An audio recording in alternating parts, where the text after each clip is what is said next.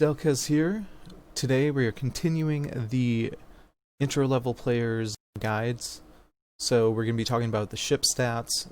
We're going to go over all of them and discuss what they do, how they affect, and then we'll look at another video in more detail some of the other ones. But so your ship stats, if you don't know yet, we go to loadout here, and your ship that you have selected should be right here.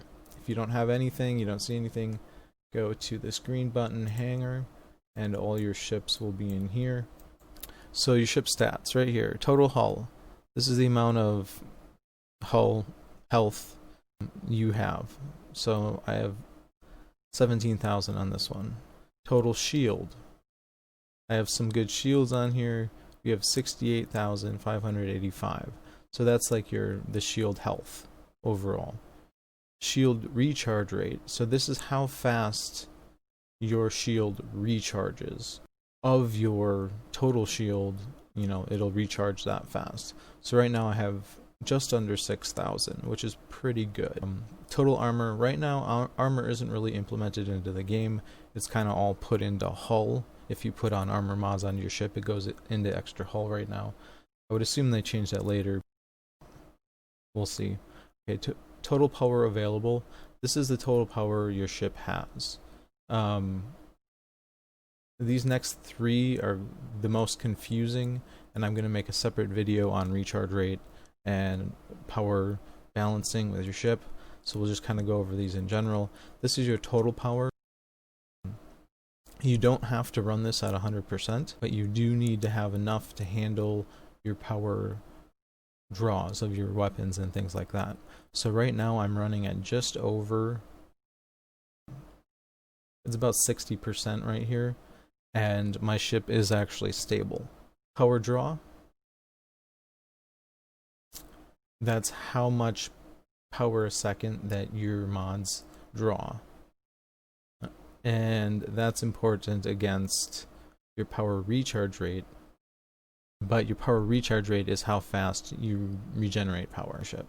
Sublight speed. This is the speed your ship will go when you're not traveling at substream. So this is sublight is when you're flying between asteroids, you're flying around killing these, whatever. And this sublight speed here, the best thing you can get, and they are available in missions. Not the Xeno, sorry. Hush X3 and the Hush X3, they're 1x1 mods. I have one right here. I have a T3, but the T1 works as well. Will boost this sublight speed. So if the minions are flying in on you and you can't get away fast enough, put in a Hush X3 into your ship and that will help that. Slipstream speed, the sublight. This is when you're traveling slipstream, obviously like between stations mostly. To increase this, you can get the Maelstrom P4, and these will increase that slipstream speed as well as this faster than light speed. And the faster than light speed is when you're sending your ship between, to another system faster than light. That will increase that speed. So that's the Maelstrom P4. Total DPS is the amount of damage per second that you do. And this will be affected by all the guns and different weapons mods you put on your ship. Right now I have 3 concentrated neutron beams, T3 on here, and that's the total DPS my ship will do. Radar range, I only have 800.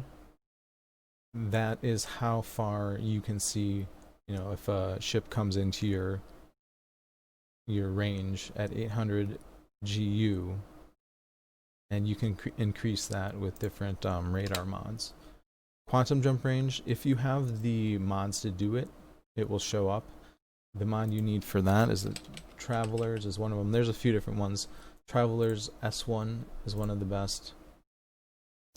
These mods each one, depending on the tier, but they will allow you to Q jump, which is quantum jump.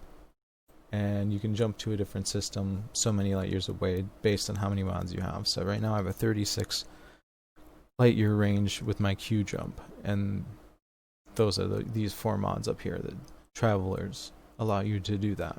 They also boost faster than light a little bit, but their main purpose is for that Q jump range. So that's kind of a basic overview of the stats on your ship. I'm going to do a follow-up video, like the recharge rate, the power draw, how all that works, what mods to use, and all that. So look for another video for that.